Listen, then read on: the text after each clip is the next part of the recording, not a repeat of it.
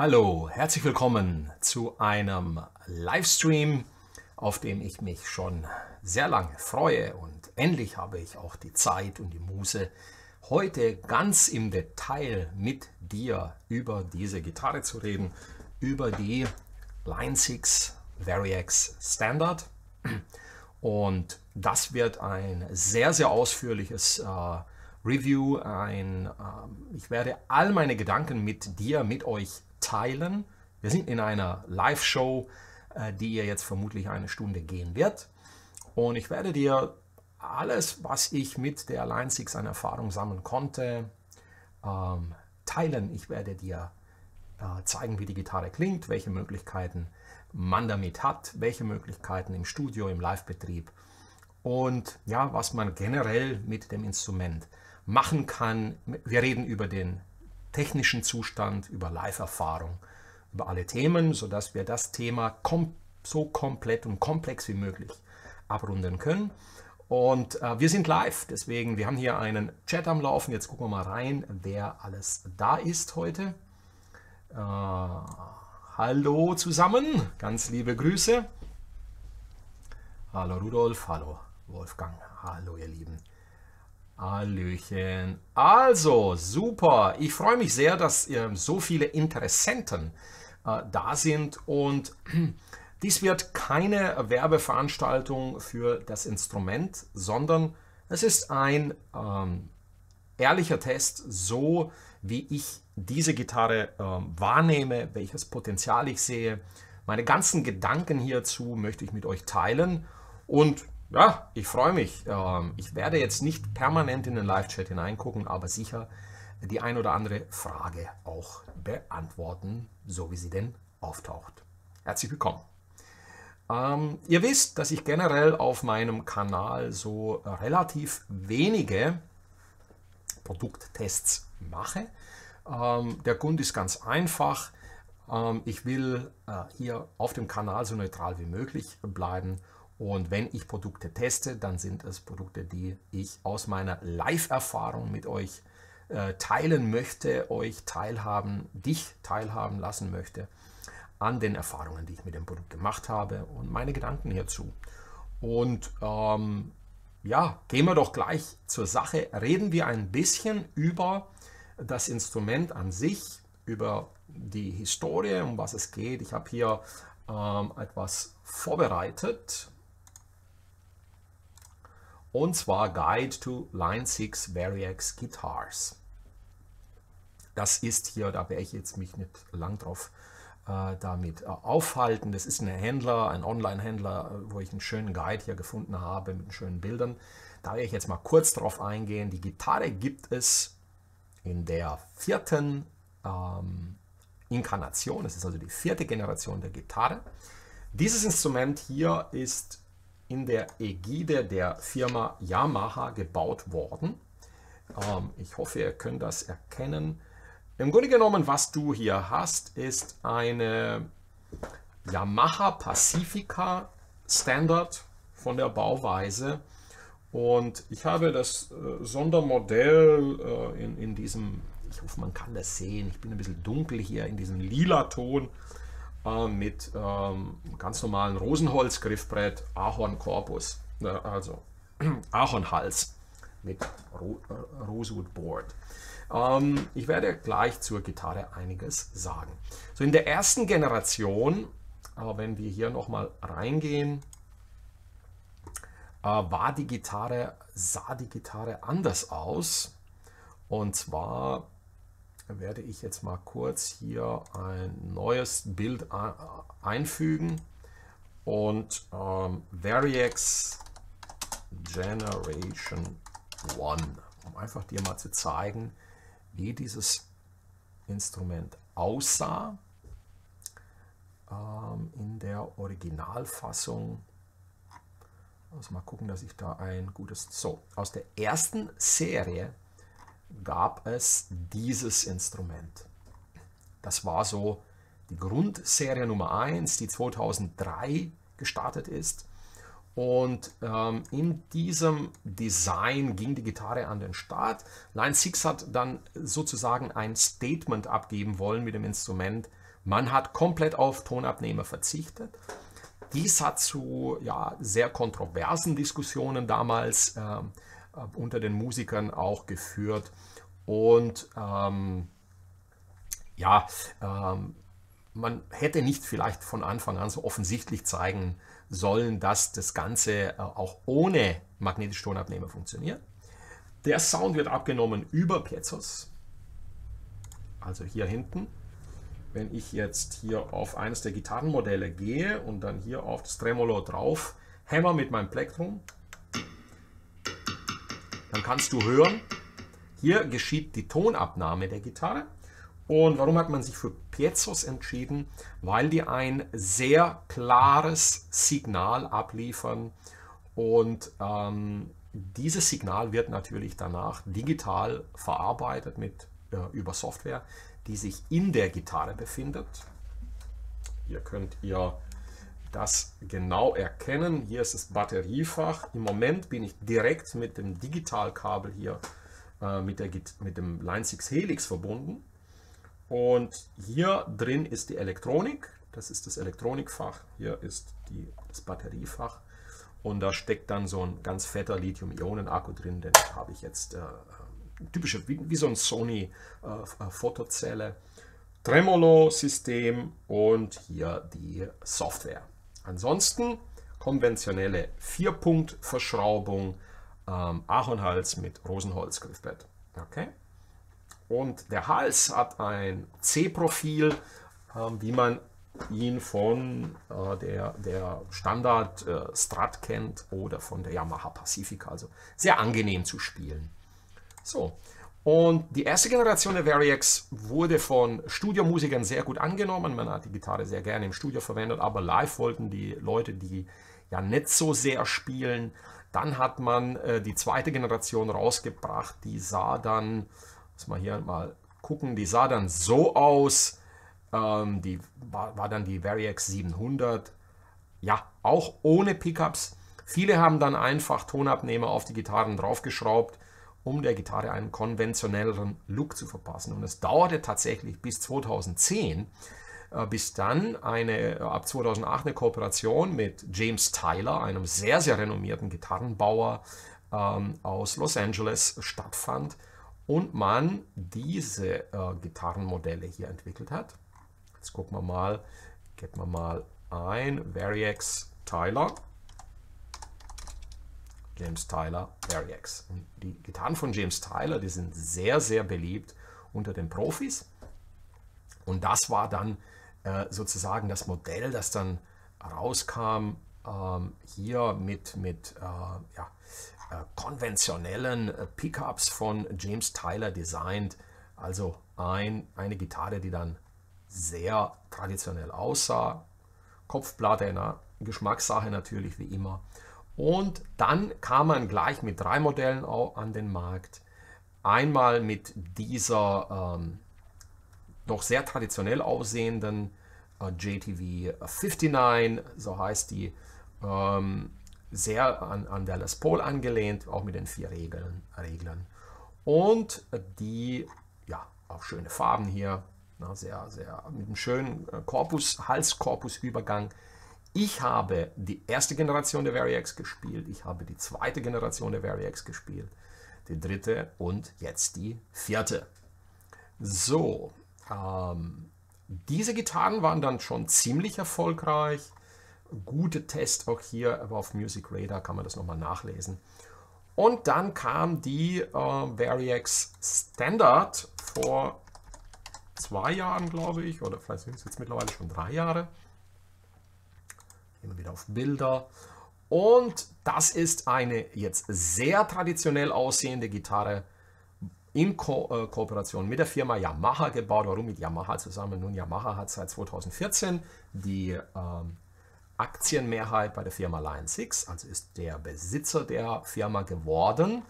Und da heraus ist dann als eines der ersten Produkte die Variax Standard entstanden, wie ihr sehen könnt. Korpus, Hals, Yamaha, Pacifica. Ja, wenn man das jetzt vergleichen würde, könntest du das ganz genau erkennen, dass diese Gitarre der Pacifica sehr, sehr ähnelt. Okay, cool. Jetzt gucken wir uns gleich noch die Variax Regler an. Pots. Schauen wir mal, ob das der richtige Begriff ist.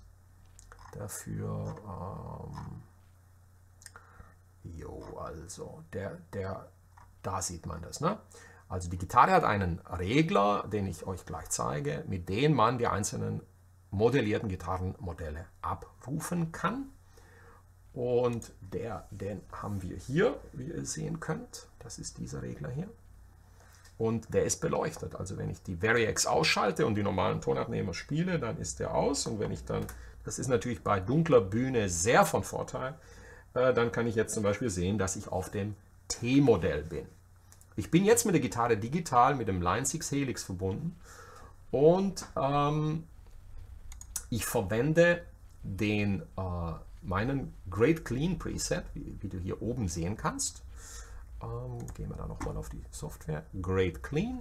Und das ist ein Clean Sound mit einem Line 6 Modell eines Deluxe Fender Amps, wie du hier sehen kannst. US Deluxe mit Vibrato.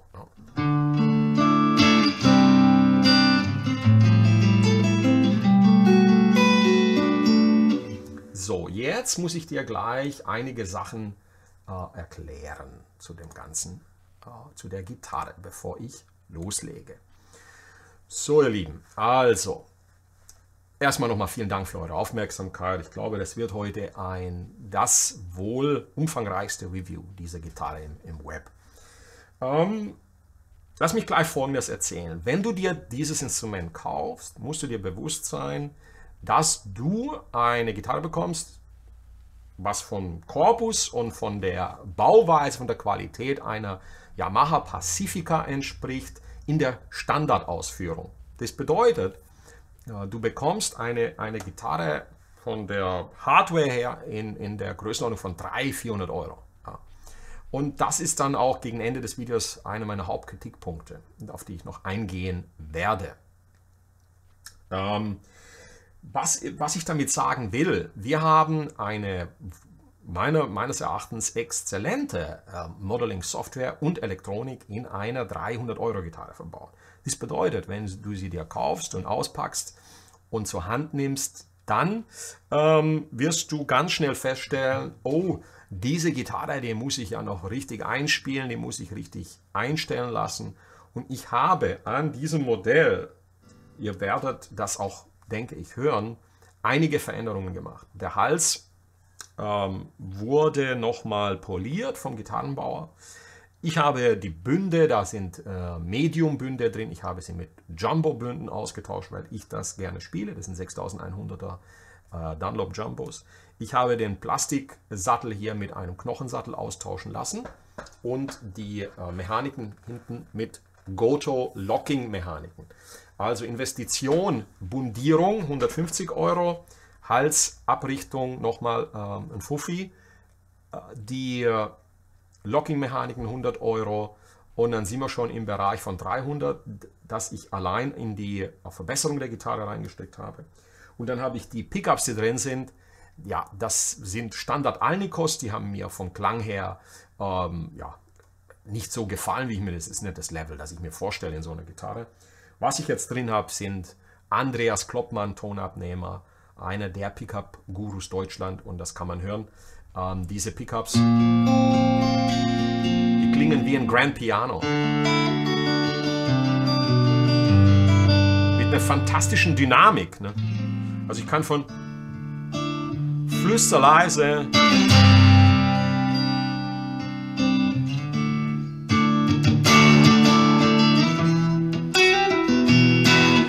zu richtig kräftig hier alles aus der Gitarre rausholen. Diese Tonabnehmer sind sehr, sehr gut. Was ich noch empfehlen kann, wären jetzt Häusl-Tonabnehmer oder von Amber, wenn du dir Tonabnehmer aus Deutschland kaufst. Ich würde auf jeden Fall bessere Tonabnehmer in die Gitarre einpacken. Ich habe mich für mit dem Besten entschieden, was es auf dem Markt gibt. Und das ist das Tilcaster Set, was ich hier drauf habe. Ich habe mir schon überlegt, ob ich nicht dieses Komplett-Package über meinen Gitarrenbauer in Karlsruhe anbiete, auf meiner Website in meinem Shop, also ihr besorgt euch die Gitarre und der Umbau findet dann in Karlsruhe statt, dann hast du ein bühnentaugliches Instrument der Spitzenklasse. Jetzt gehen wir nochmal kurz hier drauf. Also ich habe den Clean Sound hier eingestellt und jetzt reden wir über die Software, denn die Software macht hier den Sound. Und das ist, was du bekommst, wenn du dir die Gitarre kaufst. Diese Software lädst du dir dann runter und die heißt Line 6 Workbench, also Werksbank, Workbench HD, also HD, das sind so Begriffe, da müsst ihr nicht viel drauf geben, das ist einfach nur die Softwareversion. Da haben die vor einem Jahr nochmal baut, lassen wir noch mal gucken, das ist die Softwareversion 2.13 ja, Marketing, ne? Die Software wurde mit der Version 2 nochmal verbessert und abgedatet. Ich glaube, viel besser kann man die nicht mehr machen. Okay, so was du jetzt siehst, hier in diesem Bild, in dem Bild links, siehst du die ganzen Bänke, die du in der Gitarre abrufen kannst über diesen Wahlschalter hier. Okay, wenn ich den jetzt drücke, dann ist die Variax aktiviert und wenn ich hier umschalte, dann siehst du auch, wie die Pickup-Konfigurationen sich ändern. Ich habe die Modelle, die du jetzt hörst, das wäre jetzt die Telecaster.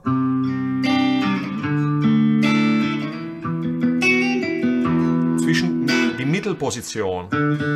Ja, mit beiden Pickups an.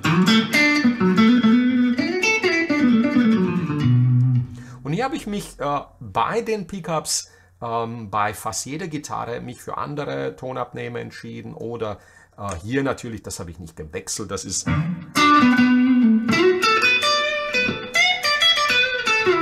der Front-Pickup der Telecaster ist einfach so kult, dass ich den natürlich nicht ändere, das ist völlig klar.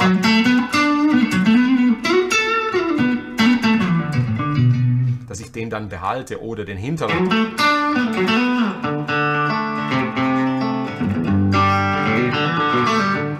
Hören wir uns mal den Standard-Pickup an, also den Single Coil mit dem Lick.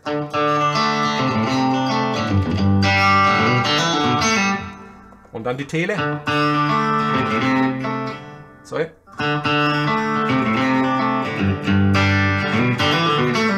und dann Strat. Und schon hörst du, nicht immer passt die Pickup-Konfiguration der Gitarre. Und das ist ja eigentlich schon das Wichtigste dieses Instrumentes, dass du die Wahl hast bei deinen ganzen Sounds. Ich werde also jetzt durch etliche Sounds gehen, die ich im Helix verwende. Und die komplette Kommunikation findet jetzt digital statt zwischen den beiden Geräten. Dies bedeutet, ich kann die Presets auf dem Helix auch so abspeichern, dass meine Gitarren abgerufen werden. Aber das ist dann wieder sicher nochmal ein anderes Video. So, was kann man jetzt alles machen? Man kann hier den Pickup in der Position zum Beispiel, wenn ich auf den Front Pickup gehe, mehr zum Hals schieben oder mehr nach hinten. Da, wo es einem besser gefällt. Ne? Ich würde ihn in der Standardposition hier lassen. So, ich würde es nicht ändern. Und in dem Augenblick, wo ich hier etwas geändert habe, ich kann auch den Winkel ändern. Du siehst, wenn diese Rotationsgeschichte auftaucht, dann kann ich auch das abändern. Also Dinge, die an einer normalen Gitarre ja teilweise gar nicht möglich sind. Ne? Und in dem Augenblick, wo du was änderst, wird das Modell hier in der Software rot und dann kannst du das Upload to Variax gleich in die Gitarre dann hochladen. So, folgende Möglichkeiten bietet dir die Software. Also hier siehst du jetzt dann Position nochmal und Angle. Wenn du jetzt da 0 eingibst, dann ist der ganz gerade wieder. Da ändert sich dann gar nichts. Du kannst jetzt zum Beispiel bestimmte Seiten auf 0 stellen, wenn du jetzt ein Keith Richards, das zeige ich dir gleich, Fan bist und du wirst, dass die dicke E-Seite überhaupt nicht klingt, dann stellst du die einfach hier auf 0. Bingo. Und dann hörst du die Gitarre zwar noch, aber die dicke E-Seite ist aus. Das sind so die Gimmicks, die die Gitarre von der Software her interessant machen. Und dann, was ich gemacht habe, ich habe jedes Modell über die Resistance, beim Tone Control habe ich die Kilo-Ohm-Zahl hier abgeändert und hier die Werte der Potties, alles nach Gehör, nach meinem Geschmack, so dass dann das so klingt, wie ich mir das vorstelle. So, in der Zwischenposition zum Beispiel habe ich hier einen Wide Range Humbucker, der saugeil klingt.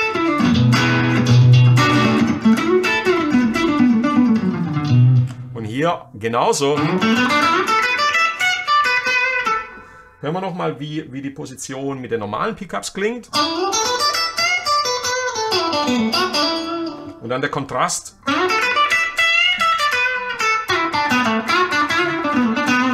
Okay, ich bleibe auf dem Clean Sound, ich gehe aber gleich auch auf einige Zerr-Sounds ein.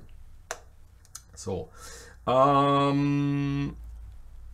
das ist natürlich jetzt die Telecaster Position 1, ganz berühmt. Dauert jetzt ein bisschen beim Umschalten, weil ich das nicht abgespeichert habe, aber das ist völlig normal. Die Kommunikation findet statt über den Helix. Ich brauche also kein Zwischenteil, wobei das hier mitgeliefert wird. Hiermit kannst du dann die Variax direkt per Software an deinen Computer anschließen, wenn du den Helix nicht hast. Wenn du den hast, ist das nicht nötig, oder ein Potter D500, dann kannst du das direkt über den Prozessor machen. So, die einzelnen Modelle, wenn wir jetzt wieder in die Beschreibung hier reingehen, Guide to Variax, so, gucken wir mal hier, und ganz aktuell haben die eine für Metal-Gitarristen rausgebracht, die Shuriken. Und hier sind dann die ganzen Gitarrenmodelle, die du auch gleich in der Software sehen wirst. Ein kleiner Kritikpunkt. Hier, Line 6 hat sich natürlich für absolute Klassiker entschieden. Eine SG hätte ich vielleicht noch reingemacht. Vielleicht der ein oder andere exotische Gitarre zum Download angeboten. Seit nun fast 15 Jahren. Sie haben zwar die Software mehrfach verbessert und abgedatet, aber die Modelle sind dieselben geblieben. Okay, that's it, just like the real thing. Ja, just like, also, dann hier nochmal an der Tyler Variax, kannst du das nochmal sehen. Hier sind dann die einzelnen Modelle, über die wir reden. Alles Klassiker, die wir uns gleich anhören. Ne? Und ganz wichtig, Akustik, also Akustikmodelle, 2 Martins, eine Guild, eine Gibson, Callsitter. Also es gibt natürlich noch andere Akustikgitarren, die man hätte modeln können. Es gab auch eine Variax Akustik mit viel mehr Modellen. Und hier auch nochmal eine kleine Kritik, falls jemand von Line 6 sich das anguckt. Gibt uns doch bitte die Modelle der akustischen Variax zum Kauf. Ne? Gibt uns ein Package, dass man die reinladen kann in diese Variax. Das wäre toll. Switch between Tunings, da reden wir auch gleich drüber. Und das sind die Tunings der Gitarre, die abrufbar sind. Drop D, ein Ganzton tiefer, Drop DB, Dead Gat, ganz berühmtes Tuning. Und dann die klassischen Blues-Tunings, Resonator-Tuning, Blues in G, das ist so typisch Rolling Stones, offenes A für Slide, wunderbar. Und ein Bariton-Tuning, ja, ganz cool. Ne? Und dann natürlich hier die Software, wo du dir dann deine Modelle zusammenstellen kannst. Dann haben wir hier die James Tyler Variax, die immer noch auf dem Markt ist, seit 2010. Wahnsinn, wie die Zeit vergeht. Und dann die Variax Standard, die Gitarre, über die ich heute rede. Und ganz neu letztes Jahr, oder glaube dieses Jahr vorgestellt, die Shuriken. Und dann hier die Möglichkeiten, die Variax anzuschließen. Das sollte es jetzt zu dem Thema gewesen sein. Und gehen wir wieder in das Live-Dashboard. Ich gucke jetzt mal, ob ihr Fragen habt. Bin ganz neu. Super, also bleibt da. Hallo, habe eine ältere GTV 8 und damals gab es die Software noch nicht. Funktioniert die neue Software auch mit älteren Variaxes? Yes, die funktioniert. Die neue Software funktioniert mit allen Variaxen, wenn du die Variax abgedatet hast. Super, jetzt gehen wir hier wieder rein und gehen durch die einzelnen Gitarrenmodelle, dass ihr die mal hört. Und dann reden wir über Vor- und Nachteile. Ich stimme die Gitarre nochmal, weil ich habe extra nochmal einen Satz frische Saiten drauf, aber es sieht gut aus. Okay. Also, von der Saitenstärke, da reden wir auch gleich drüber, was ich hier verwende. Also, Clean Sound und die einzelnen Mittelposition. Dieser hohle, leicht topfige Sound, den ich zeige es auch gleich auch mit Verzerrung, weil da kannst du nochmal viel besser die Rechenschaft geben, wie cool die Sounds sind. Dann gehen wir doch gleich auf die Strat und hier siehst du ganz lustige Kombinationen, die ich erstellt habe. Strat Pickup, Single Coil Neck, Spank ist der Name der Strat, T-Modell ist die Telecaster. Und hier habe ich einen Telebody genommen.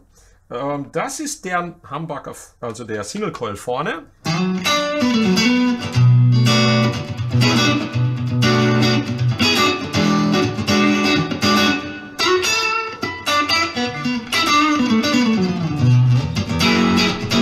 Und jetzt die Telecaster, also sorry, die Strat mit dem Telecaster Body.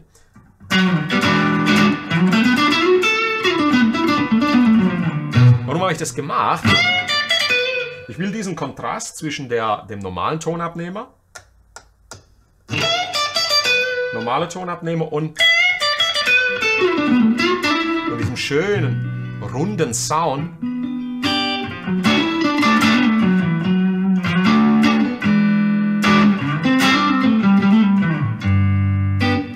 dann hier habe ich einen P90 in der Position genommen mit dem Single Coil in der Mitte.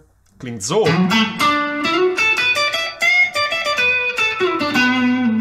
Normales Sound vom magnetischen Pickup. Die zwei hier zusammen. Klassischer Strat Sound.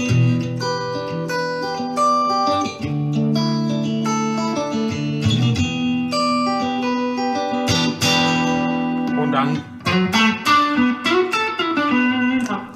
so, neue Saiten erfordern Stimmen. Das ist normal. Nur ungestimmt spiele ich sehr ungern.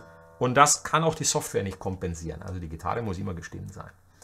Mittelposition, klassischer Strat Sound. Ja.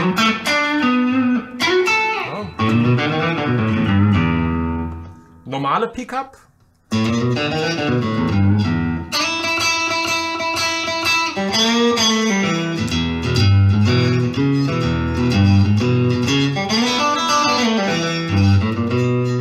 Und dann der virtuelle.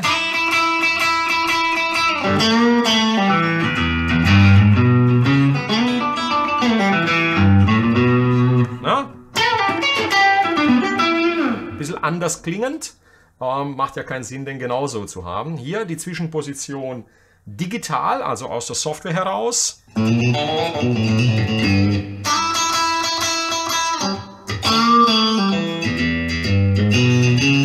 beiden Pickups. Und dann die beiden Pickups aus der Gitarre. Und hört mal wie.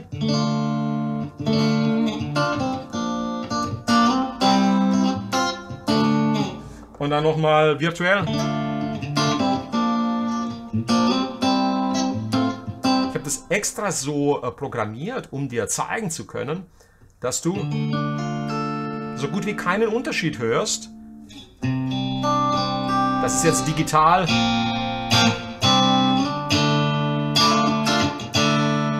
Das ist jetzt der normale Pickup. Hör genau hin. Oh, sorry.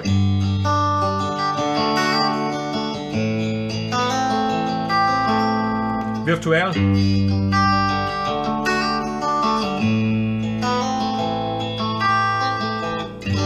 Also ganz ähnlich. Aber hier hinten habe ich mir dann einen P90 draufgepackt. Der normale Single Coil der Gitarre. Ja. Und dann der P90.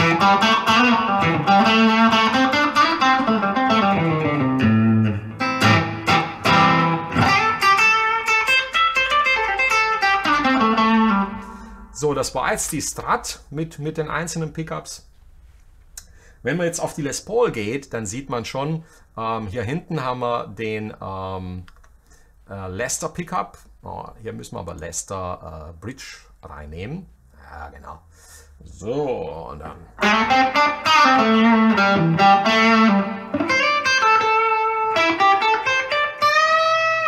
Gehen wir hier nochmal auf die Bridge. Super.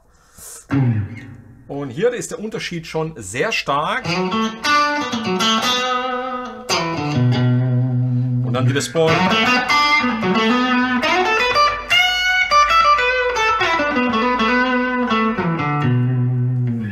So, jetzt gucken wir mal, ob ihr Fragen schon habt zu dem Ganzen, zu der Geschichte hier. Hallo Horst, habe mir eine 69, kannst du die Unterschiede zu Standard, also Farbe in Seitenlage? Ja, mache ich gleich. Kann man die Gitarre auch auf einem Blind Six Spider spielen ohne? Ja, absolut. Welche Seite und welche Stärke spielst du auf der Variax? Jörg, ich spiele 10er Seiten auf der Variax. Der Grund ist wegen den Akustikgitarren. Da komme ich gleich nochmal drauf zu sprechen. Ich glaube, 9er Seiten sind wunderbar auch zu verwenden für die E-Gitarren. Aber für die akustischen Gitarrenmodelle braucht man ein bisschen dickere Seiten. Ich gehe da auf einen 10er Satz. Elixir 10er. Die OptiWeb, no? Die aktuellen von Elixir. So, bleiben wir hier nochmal drauf. Und jetzt hier habe ich dann in der nächsten Position P90 Pickups. Und ich gehe jetzt mal kurz in der Variax Software auf einen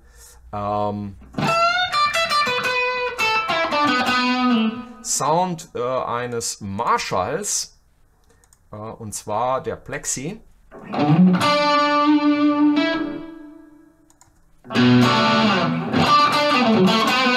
Sodass ihr mal hören könnt, wie diese Sounds klingen. Und dann normale Pickup in der Gitarre.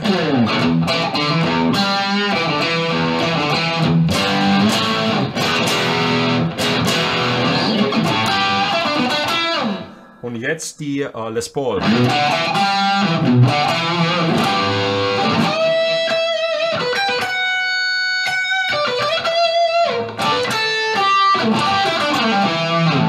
Und dann gleich das nächste richtig coole Feature der Gitarre von dem Standard Tuning.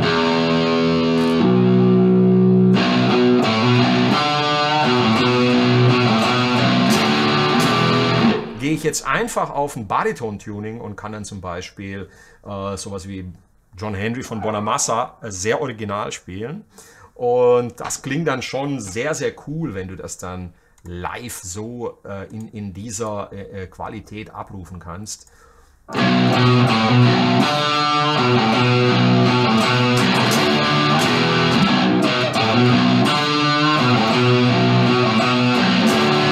John Henry, it's a balance, change and shame. Also, zum Vergleich nochmal die normalen Pickups. Ja, also, ist ja klar, dass das hier eine der Lösungen der Gitarre ist, die extrem gut funktioniert. Jetzt habt ihr die Les Paul gehört. Das nächste Modell in der Gitarre ist die Special, hier mit P90 Tonabnehmer.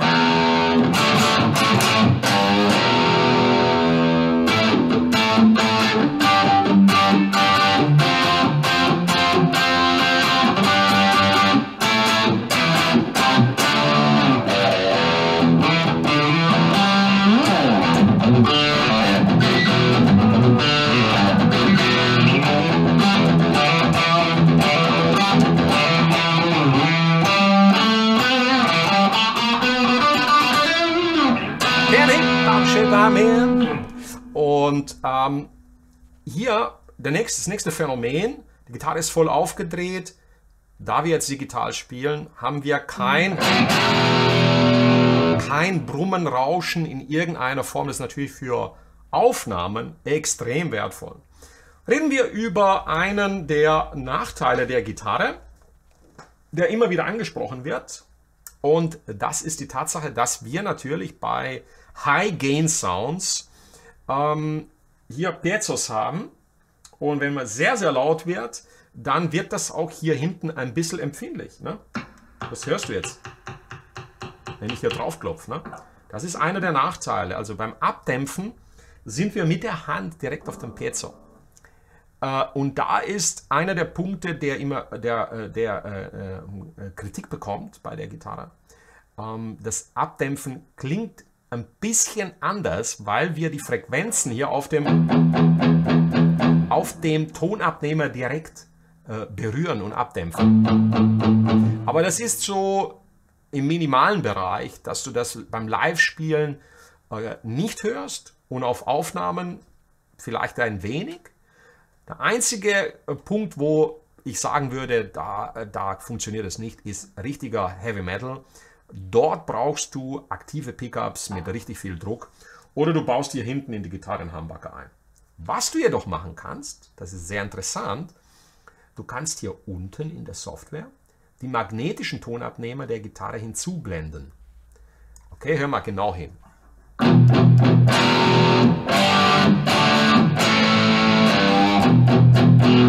Ich blende die jetzt mal zu 50% hinzu und dann kommt dieser Druck, den du, ich gehe nochmal auf die Les Paul.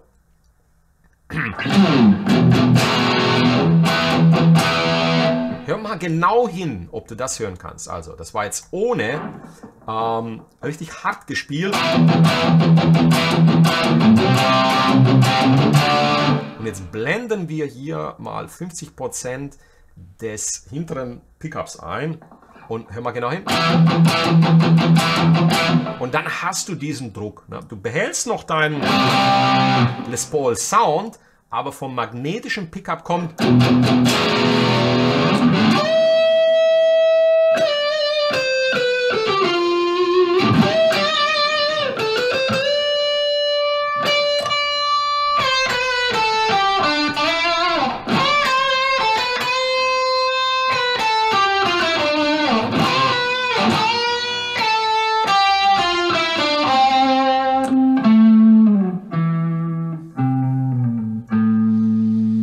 Wow, ich glaube, das war schon ein ziemlich fetter Sound jetzt. Also, wie du sehen kannst, kannst du diese eine Geschichte, zum Beispiel, wenn du harten Rock spielst, hier mit diesem Einblenden des magnetischen Pickups sehr gut kompensieren.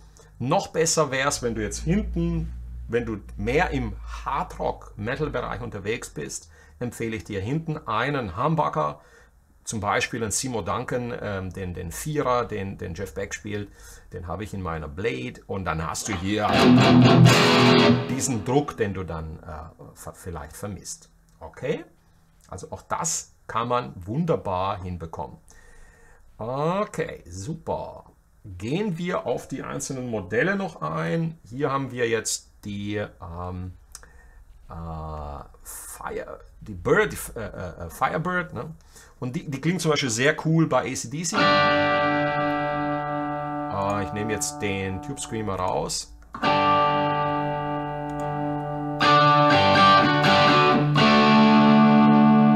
Blende hier noch ein bisschen die magnetischen ein. So.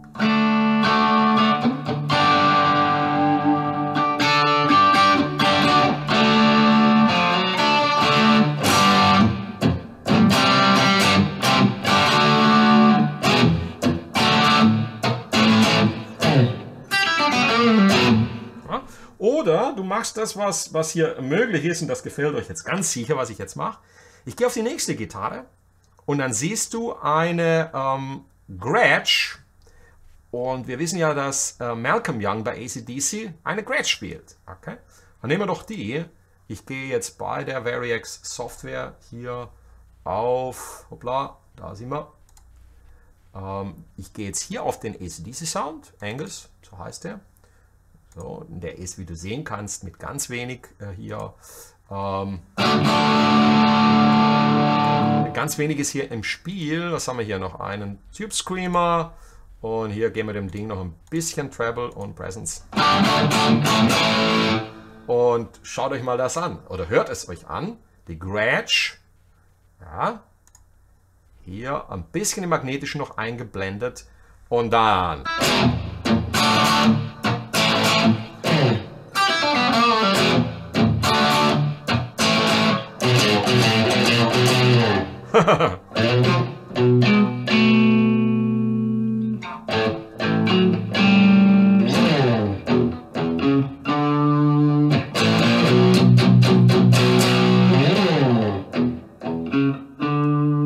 Schade, dass die SG nicht drin ist, ne? Das wäre dann absolut perfekt.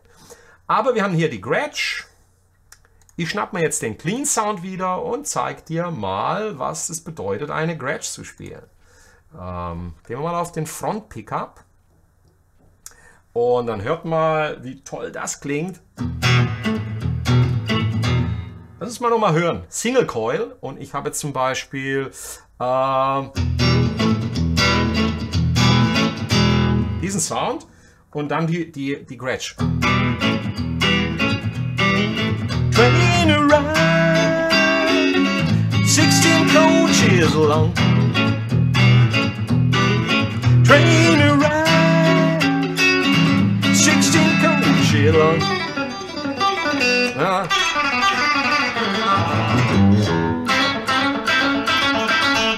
Normale Single Coil bei Rock'n'Roll. Hör mal. Nein. Dieser Pickup, diese Gitarre.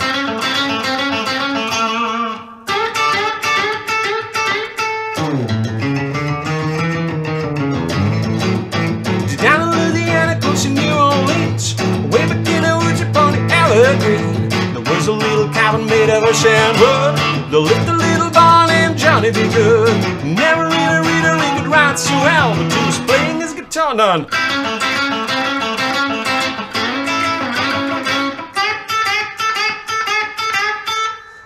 Noch cooler ist natürlich, wenn ich auf ein Rock'n'Roll Preset gehe und das dann hier mit dem passenden Hall, hört euch das mal an, wie das klingt. Das ist der Hammer. Und vergiss es, das brauchst du gar nicht mit einem Single Coil spielen. Das ist der Sound.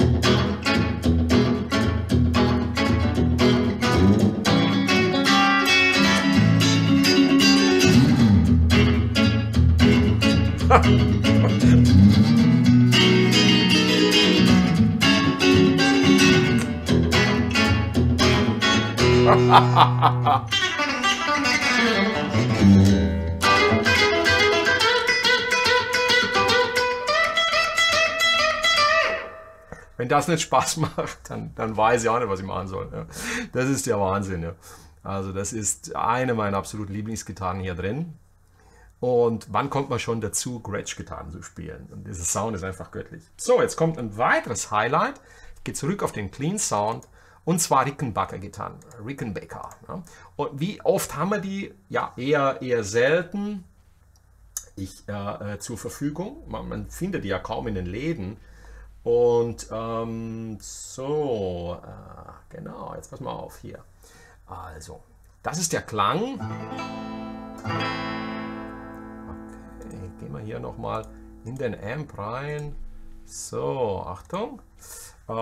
Ich gucke nochmal, ob sie gestimmt ist, weil ich jetzt doch ein bisschen dran gezogen habe. Ja, alles gut. Soweit. Achtung. Rickenbacker hinten. Erstmal die Gitarre mit dem Single Coil. Und hier sind Kloppmanns drin, also richtig gute Pickups.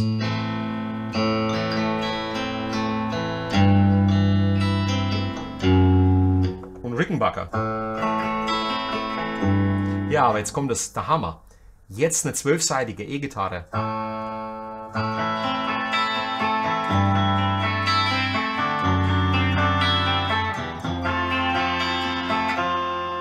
Und hier habe ich den Front-Pickup auf der 12-seitigen. Ne?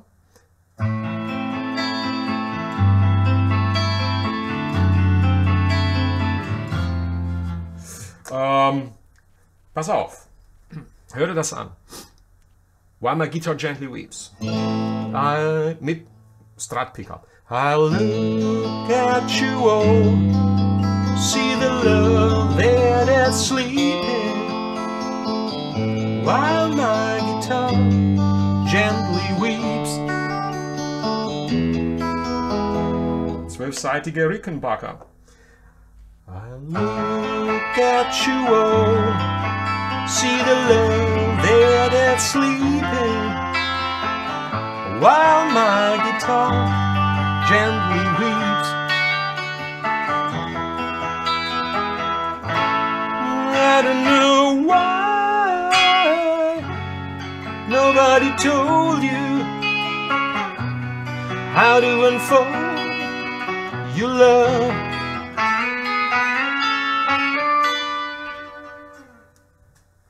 Das ist der Sound, den wollen wir. Und das ist diese Kultgitarre. Ne?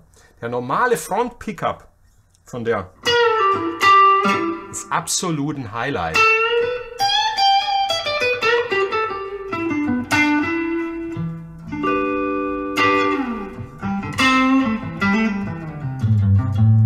Strat. Rickenbacker. Wow. Nächste, Semi. Und da sind wir jetzt bei Sounds à la B.B. King und Konsorten. Und das macht einen Heidenspaß mit diesem Sound. Ich packe jetzt noch einen Tube Driver hinzu. Und wir lassen erstmal weg, sodass du einfach nur hörst, wie das klingt. Mit dieser Gitarre.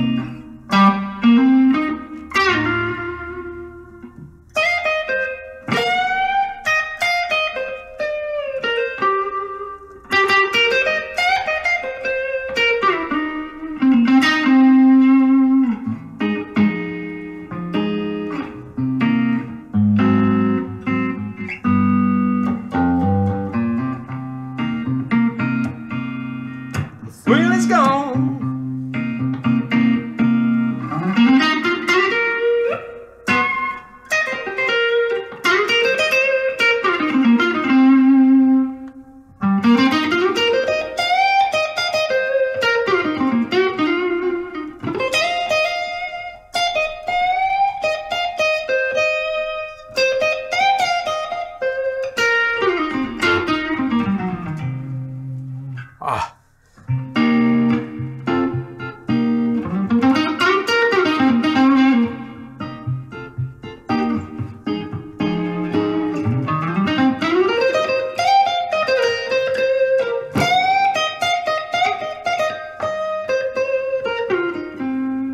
Das war jetzt ein Beispiel der ES3 3.5, also fantastischer Sound in meinen Ohren. Diese ganzen Gitarren klingen so toll, wenn du die digital aufnimmst. Für Recording ist die absolute Hammer. Ne? Beide Pickups, ich habe jetzt hier den Pickup ein bisschen. Dann hier. Ah, ich bin auf dem Clean Sound.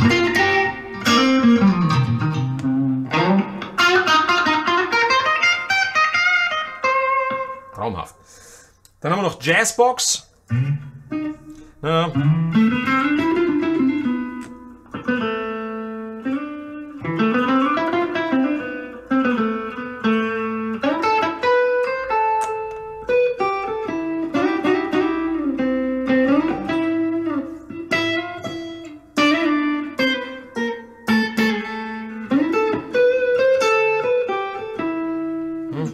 Also für so Sachen zum Beispiel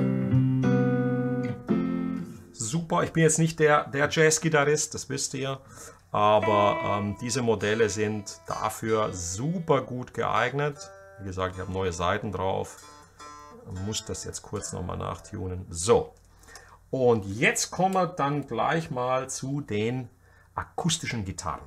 Der erste Schritt, der dann folgt, ist, das E-Gitarrenplektrum wird ausgetauscht mit einem Akustikgitarrenplektrum. Jetzt kommen meine Tipps zu den Akustikgitarren. Hier haben wir die normale, das ist eine Martin, hier noch eine und hier, das ist die große Gibson. Okay? Dazwischen haben wir eine 12-seitige, eine Guild und hier noch eine 12-seitige. Und die hören wir uns jetzt mal an. Und hier gleich, ganz wichtig, wenn du jetzt 9 Saiten auf dieser Gitarre hättest. Bei 9 Saiten, glaube ich, wäre das ein Effekt, wenn du dann die akustischen spielst, als ob du 8er drauf hättest. Und 8er Saiten auf einer akustischen, das klingt halt, ja, das klingt nicht so voll, wie man sich vorstellt. Mit diesen 10er Saiten musst du dir jetzt vorstellen, das ist wie wenn du 9er auf einer akustischen hättest. Du darfst also nicht hart spielen. Du darfst nicht. So, jetzt der nächste Clou hier. Achtung, was ich machen muss. Ich kann jetzt nicht, wenn ich die akustische spiele, auf diesen Clean Sound bleiben. Ich muss auf einen Preamp Sound gehen. Hierzu verwende ich einen Preamp, ein bisschen einen EQ und einen Hall. Das war's. Okay? Und dann, hör mal hin. Gehen wir doch mal hier auf die Software.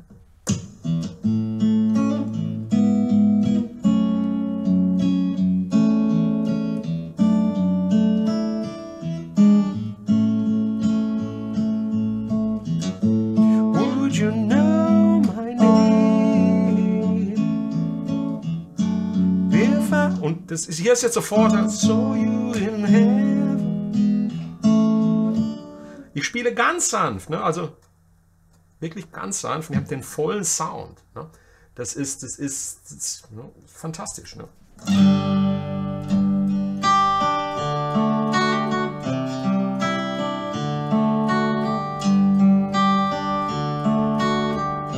Und auch hier mit viel Gefühl.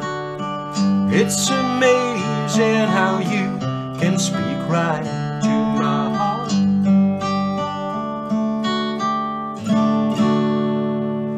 Und dieses Modell, die beiden Martin-Gitarren sind perfekt für alles, was jetzt Eric Clapton angeht. Ne? Da hast du überhaupt keine Schwierigkeiten, das zu spielen. Ich mache mir jetzt mal einen Spaß und ihr wisst, dass ich ja gern Maffei singe. Pack noch einen Chorus dazu auf die Gitarre. Ne?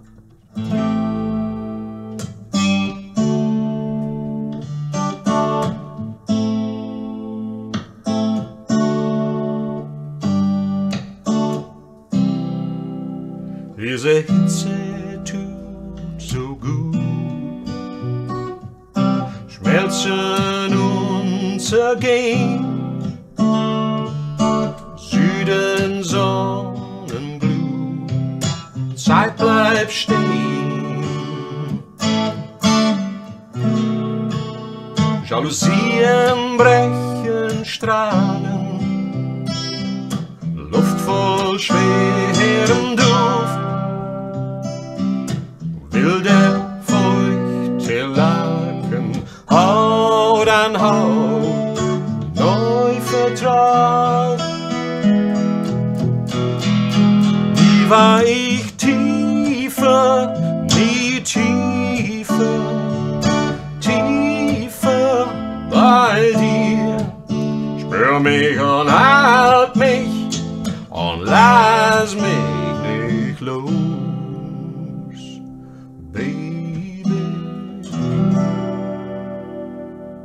Nur ein Beispiel eines schönen Clean Sounds oder eben natürlich mit der Gitarre geht wunderbar alles von Clapton. Oder noch besser mit der kleineren.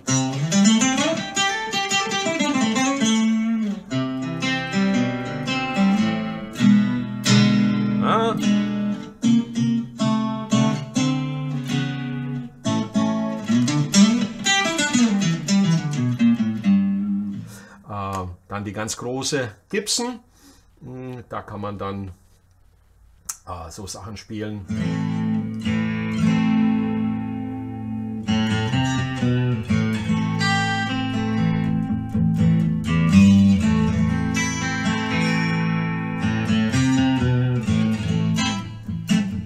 Well, I'd do anything for my sweet 16. Well, I'd do anything, my little runaway child. Give my heart an engagement ring. She took everything, everything I gave her, my sweet 16.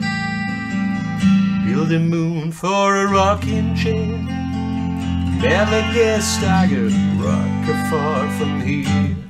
Oh, oh, oh, someone spilled candy caustic for my sweet 16. Someone took that candy brain and filled it in. Okay, so jetzt gehen wir hier mal auf einen anderen Text und probieren das mal. Schau mal. Diesen Sound kennt ihr ganz klar, ganz sicher.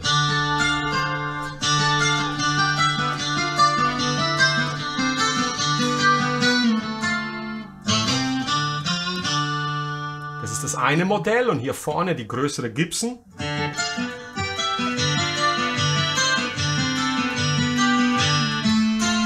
Ich mache mich ein Tick lauter, damit ihr das besser hören könnt. So. Und dann It's all the same. No need the name would change. 'Cause every day it seems we're wasting away.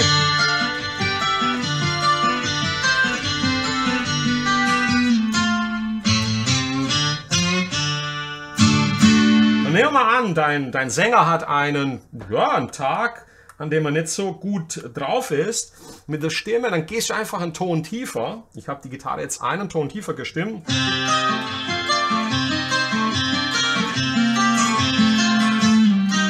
Und das ist mehr da, wo Bon Jovi zurzeit sich aufhält, weil er hat seine Stimme leider schon ziemlich in Mitleidenschaft gezogen. It's all the same. Knowing the name of the change. 'Cause every day it seems we're wasting away.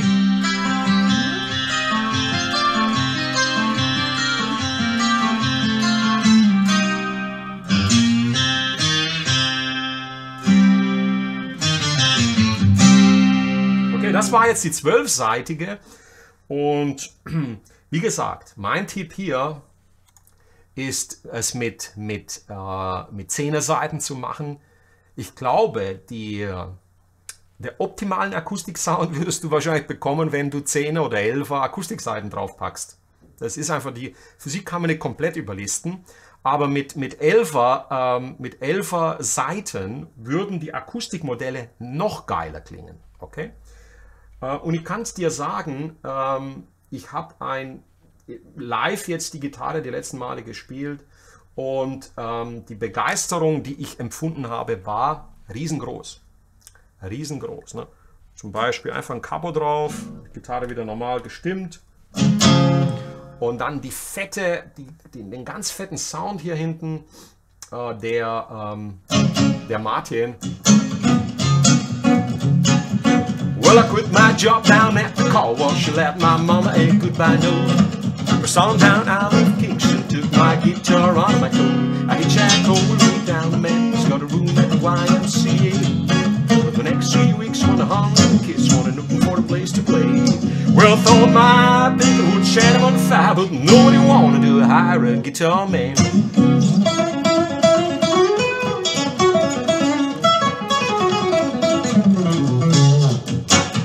Und dann einfach du kannst es mit den Fingern spielen, es klingt fantastisch. Hier ist das Schallloch, virtuell.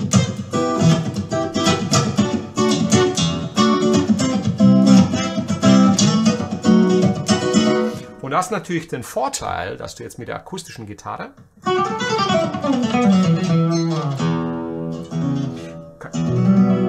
dass du da sehr entspannt spielen kannst, weil du eine E-Gitarre hier in der Hand hast.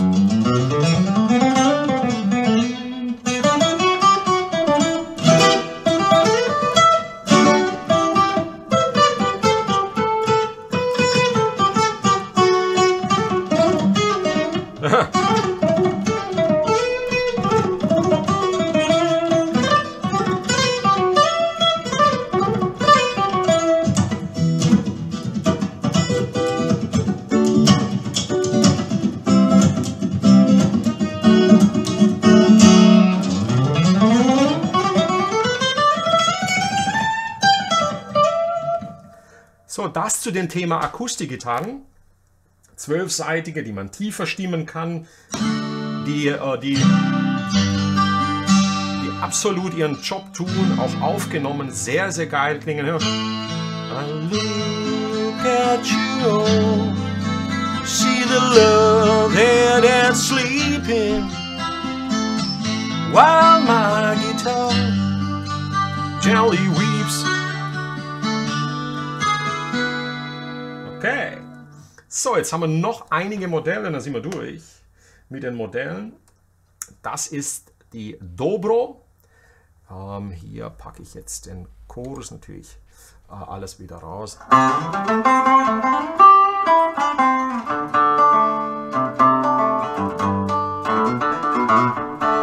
Hier wird es ganz cool, wenn du dann so etwas zum Beispiel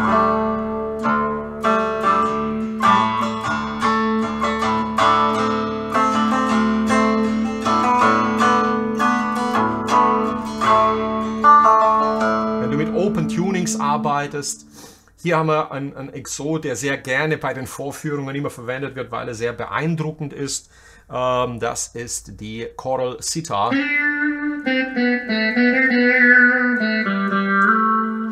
wenn du dann eben auch in diesem DADGAD, also D-A-D-G-A-D Tuning unterwegs bist,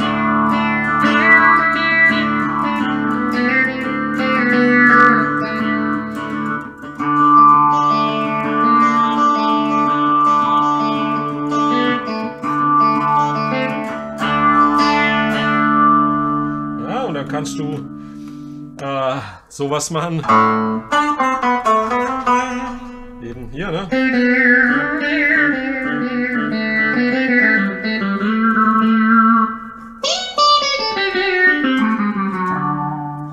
Ein bisschen in dem Bereich auch unterwegs sein. Funktioniert auch wunderbar bei einigen Beatles-Songs. In der Mitte haben wir eine Danelectro, die einen sehr coolen Sound hat. Zum Beispiel, wenn ich jetzt auf einen typischen Sound à la, na hilfe mal, Led Zeppelin, Jimmy Page, wo habe ich den Sound? Page, wo bist du? Ganz hinten hier, Jimmy Page. Und dann diese Gitarre verwende und dann die Gitarre auf dieses DADGAD-Tuning mache, wie er es verwendet hat, dann hast du diesen Sound.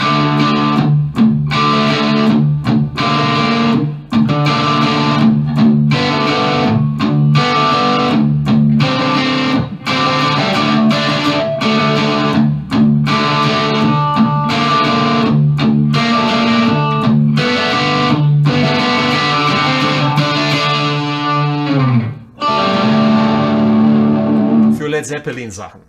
Okay, dann haben wir hier noch ein Banjo. Das ist natürlich für die Country-Faktion eine feine Sache. Und natürlich nicht mit dem Sound, sondern wir brauchen dazu einen Clean Sound, den wir uns jetzt gleich schnappen. Oder noch besser den akustischen Preamp.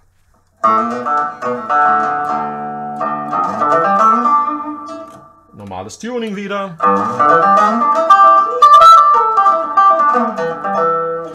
Eine Sache noch möchte ich nicht unerwähnt lassen. Bei den akustischen Modellen oder den Resonatormodellen kannst du mit dem Tonport die Position des Mikrofons beeinflussen. Und dann kann es direkter klingen oder vielleicht hört man das. Das ist so für Slide jetzt gedacht, wenn du dann hier slidest und dann auf Open Tuning gehst.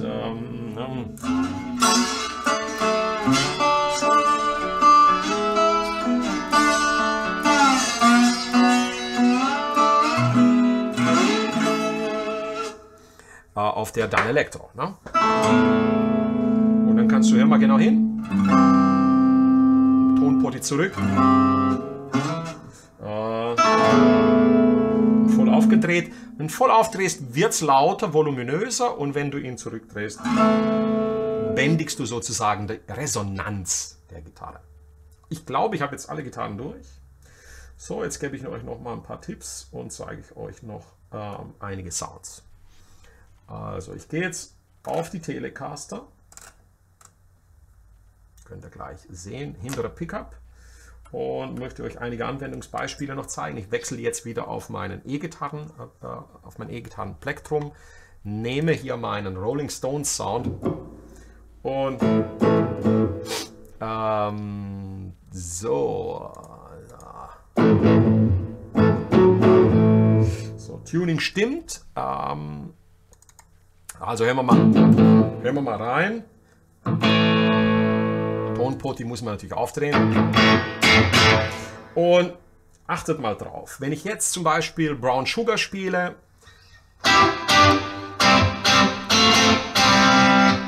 mit den Single Coils, das klingt ein bisschen scharf. Ich gehe auf die Telecaster und bin dann schon viel näher bei den Stones mit dieser Gitarre und wechsle dann auf das Blues Tuning. Das ist Blues G. Die Gitarre ist jetzt in G-Dur gestimmt. Und dann kann ich die dicke A-Seite noch mitspielen.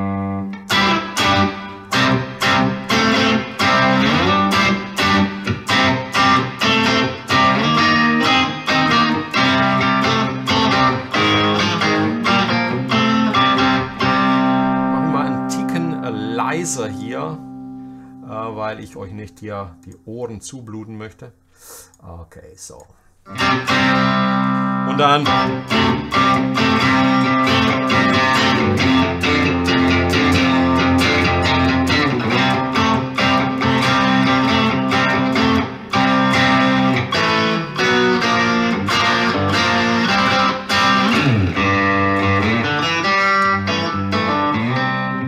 achtet mal drauf, was passiert, wie dynamisch die Gitarre ist, wenn ich jetzt zupfe.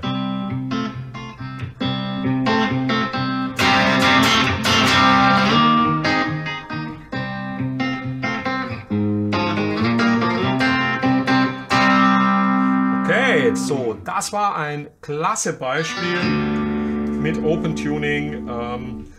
Ich glaube, ich habe euch jetzt so gut wie alles gezeigt, was die Gitarre kann. Und ganz ehrlich, das ist mittlerweile eine Hammer-Bühnengitarre, mit der man so gut wie alles spielen kann, live. Da hast du überhaupt keine Probleme mehr von so etwas. Gehen wir mal auf den Standard Tuning und auf die Akustikgitarre. Ich nehme jetzt mal noch ein dünneres Plektrum, ganz fein.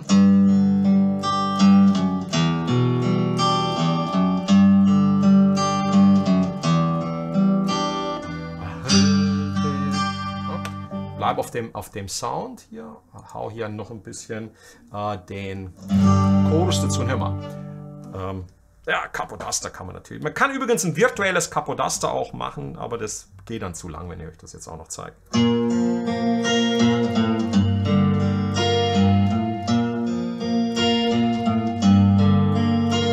I heard there was a secret chord that David played and it pleased the Lord.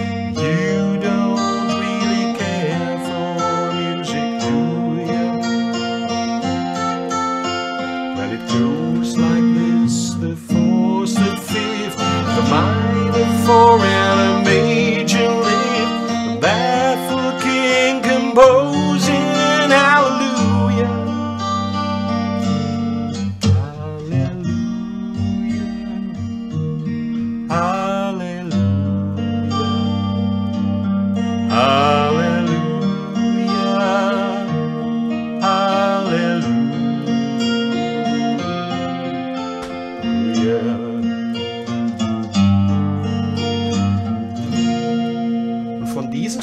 Kannst du ganz schnell zum Beispiel auf einen ganz anderen Sound wechseln. Ich will jetzt sofort als nächstes dann einen Song spielen von ja, Jimi Hendrix und dann klicke ich mir den Sound gleich dazu, gehe hier auf meine Strat und los geht's. Ne?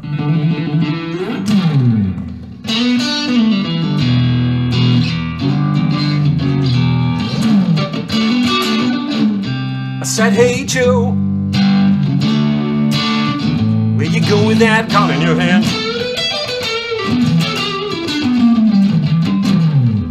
I said, hey Joe, where you go with that gun in your hand?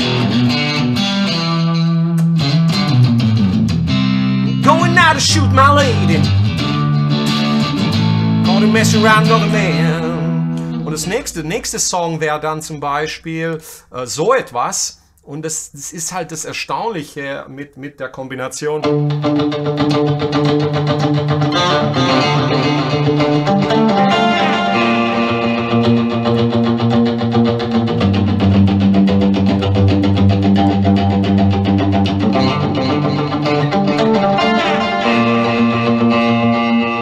dann schaltest du die Delays aus, was ja gar kein Problem sein sollte, und dann spielst du einfach The Wall, ne? Hey, teachers, leave them kids alone. All in all, it's just another break in the wall. Okay, und diese Flexibilität im Live-Betrieb bis zu den krassesten Sachen, dass du jetzt zum Beispiel dann einfach, du spielst eine Nummer von Joe Bonamassa und hast Spaß da, machst einen schönen Clean Sound dazu und so, ne?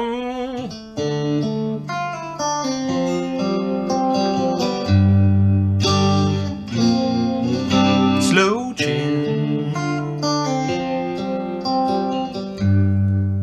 Trying to wash away the pain inside. Und dann ist deine nächste Nummer von Joe eben, ja, so ein richtiger, einer seiner alten Knaller. Und dann schalte ich jetzt auf den Preset hier drauf, stimme die Gitarre auf Bariton und bin sofort in dem Sound drin, ne?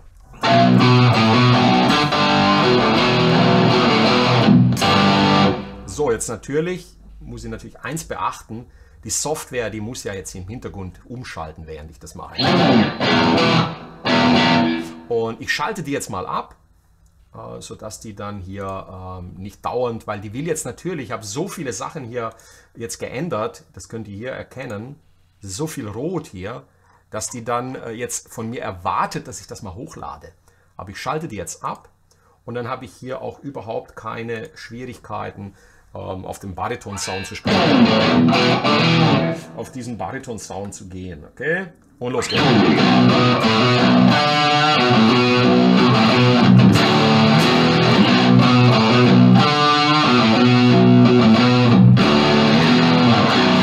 John Henry to Battle of Sinners and Saints. So, ihr Lieben, das war die Variax. Ja, ihr seht, die Möglichkeiten sind endlos, grandios. Und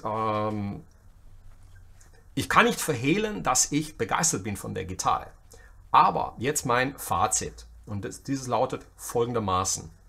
Wenn du die Gitarre so kaufst, wie sie jetzt ist, und dann erwartest, dass sie genauso klingt, wie sie jetzt klingt, wirst du enttäuscht sein. Das bin ich mir ganz, ganz sicher.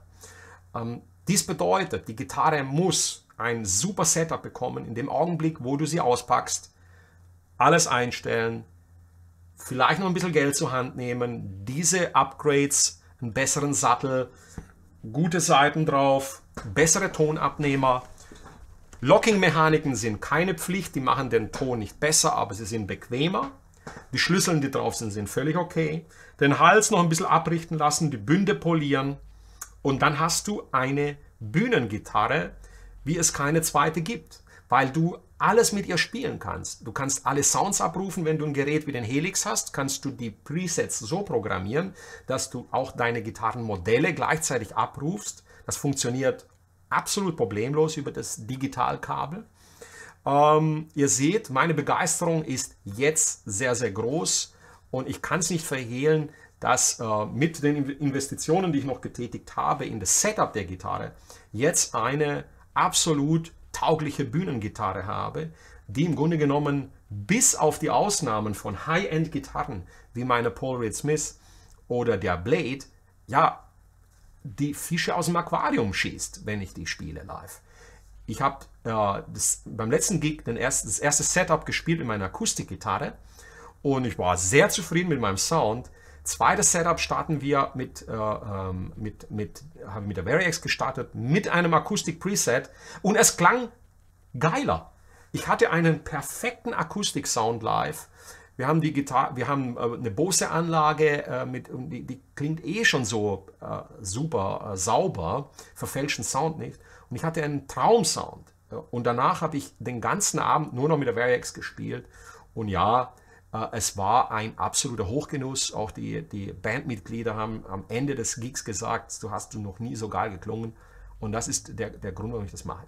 Kann eine individuelle Gitarre, eine High-End oder auch eine gute Standard Stratocaster besser klingen? Ja, warum nicht? Aber jetzt nach den Upgrades kaum, wirklich kaum möglich, weil die Gitarre jetzt so gut klingt, einfach auch mit den normalen Pickups, dass es gar keine Argumente mehr dagegen gibt. Ja? Keine Argumente mehr, wenn ich hier unterwegs bin, mit so einem Gitarrensound, mit diesen Tonabnehmern.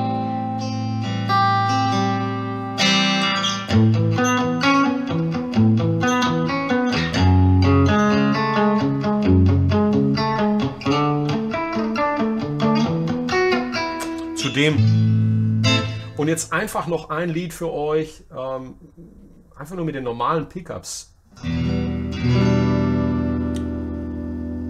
das euch, hoffe ich, gefällt. Ne? Wir waren zwei Detektive,